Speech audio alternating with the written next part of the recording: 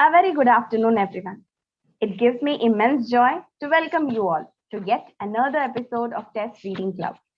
Today, we are here to read out some of the best poems by Robert Frost. To all our newcomers, I would like to inform that we read out classical poems, dramas live on YouTube every Sunday at 2 p.m. So if you wish to read along, all you have to do is leave a message and we'll add you to our club. So read along with us and enjoy.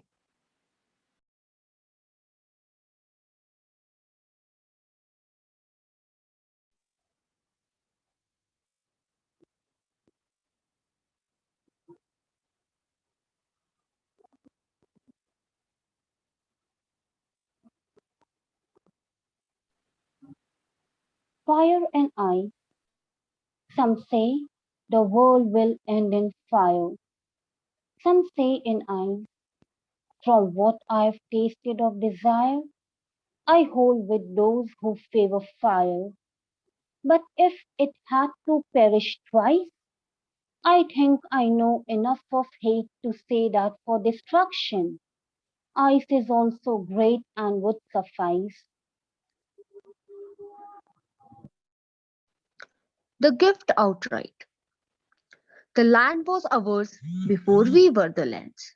She was our land more than 100 years.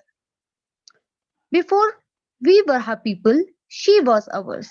In Massachusetts, in Virginia, but we were England's still colonials. Possessing what we still were possessed by what we now no more possessed. Something we were withholding made us speak until we found out that it was ourselves.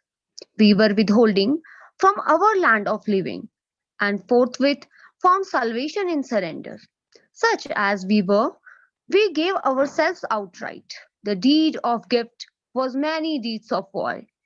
To the land vaguely realizing westward, but still unstoried, artless, unenhanced. Such as she was, such as she would become. Home burial. He saw her from the bottom of the stairs. Before she saw him, she was starting down, looking back over her shoulder at some fear. She took a doubtful step and then undid it to raise herself and look again. He spoke, advancing towards her. What is it you see from up there always?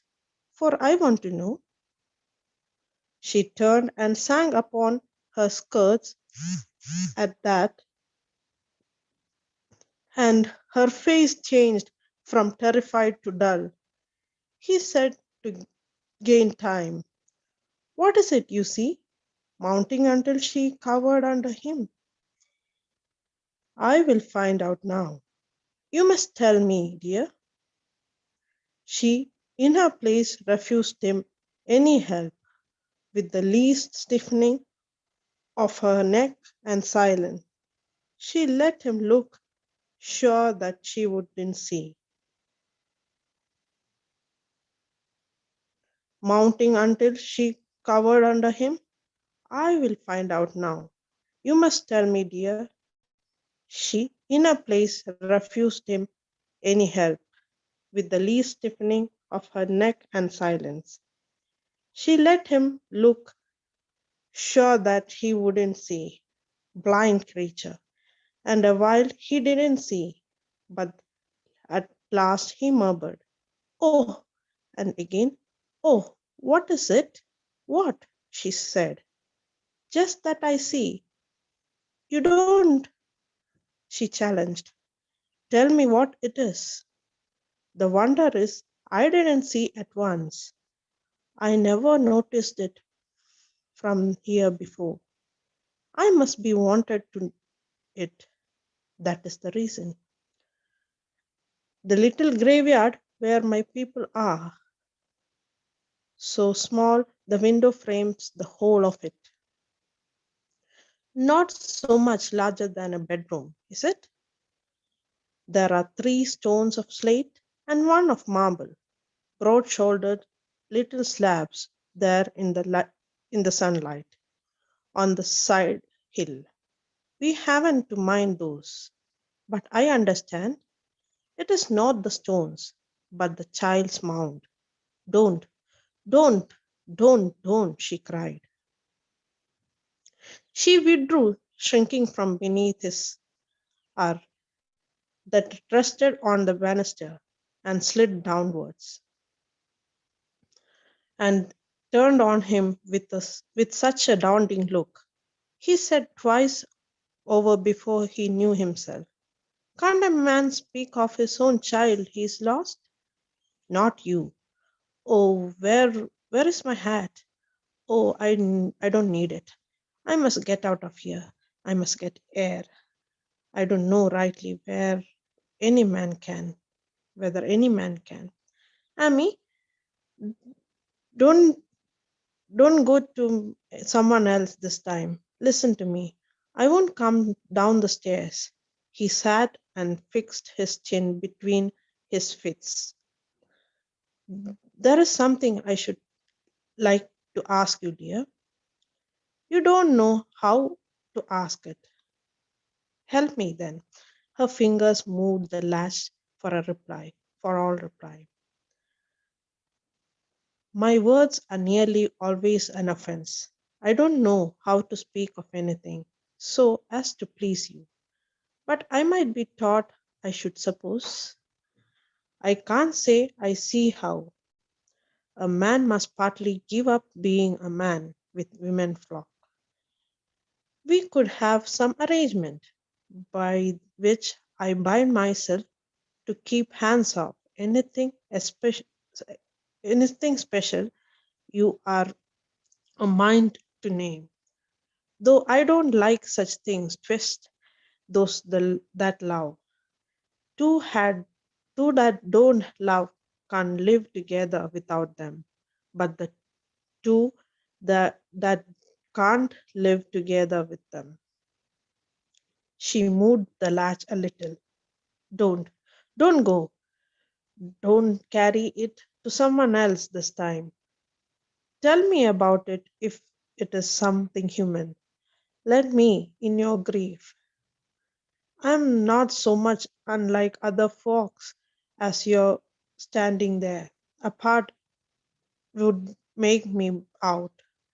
Give me my chance. I do think, though, you overdo a little. What was it brought you up to think it the thing? To take your mother loss of a first child so inconsolably in the face of love. You would think his memory might be satisfied. There, you go sneering now. I'm not. You make me angry. I'll come down to you. God, what a moment. And it is come to this. A man can't speak of his own child's death. You can't because you don't know how to speak. If you had any feelings, you that dug with your own hand, how could you, his little grave?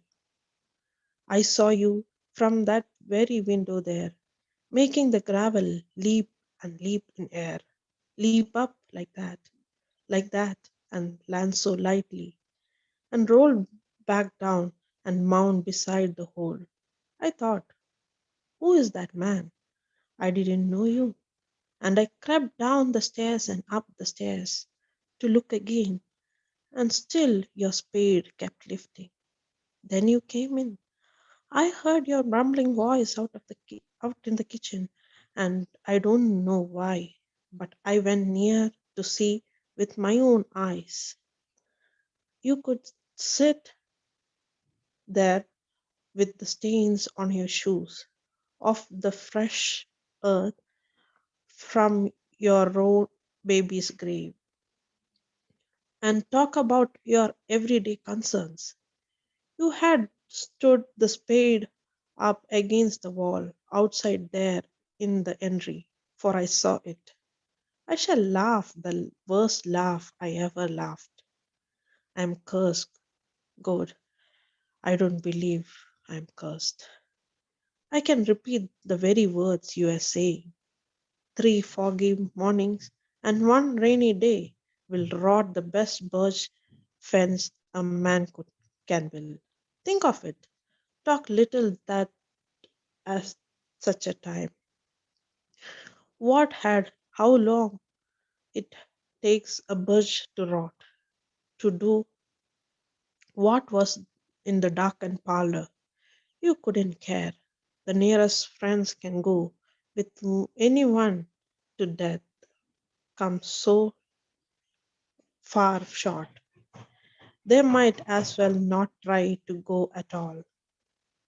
No, from the time when one is sick to death, one is alone, and he dies more alone. Friends make pretense of following to the grave, but before one is in it, their minds are turned and making the best of their way back to life. And living people than the things they understand. But the world's evil. I won't have griefs so if I can change it. Oh, I won't. There, you have said it all and you feel better. You won't go now. You're crying. Close the door. The heart is gone out of it. Why keep it? Ami, there is something coming down the road. Oh, oh, you think the talk is all. I must go somewhere out of this house. How can I make you if if you do? I She was opening the door wider. Where do you mean to go? First tell me. I'll follow and bring you back by force. I will. Tree at my window, tree at my window, window tree. My sash is lowered when night comes on, but let there never be curtain drawn between you and me. Vague dream head lifted out of the ground, and thing next most diffused to cloud. Not all your light tongues talking aloud could be profound, but tree, I have seen you taken and tossed, and if you have seen me when I slept, you have seen me when I was taken and swept, and all but lost. That day she put our heads together. Fate had her imagination about her. Your head so much concerned with outer, mine with inner, weather. Choose something like a star. O star, the fairest one in sight, we grant your loftiness the right to some obscurity of cloud. It will not do to say of night, since dark is what brings out your light. Some mystery becomes the proud, but to be wholly taciturn in your reserve is not allowed. Say something to us we can learn by heart, and when alone repeat. Say something and it says, I burn, but say with what degree of heat? Talk Fahrenheit, talk centigrade. Use language we can comprehend. Tell us what elements you blend. It gives us strangely little aid, but does tell something in the end. And steadfast as Keats' eremite, not even stooping from its sphere, it asks a little of us here. It asks of us a certain height. So when at times the mob is swayed to carry praise or blame too far, we may choose something like a star to stay our minds on and be stead. So that brings us to the end of today's session. Hope you all enjoyed the session. We'll be back next Sunday at 2 p.m. with something amazing for you all. Thank you and have a nice day.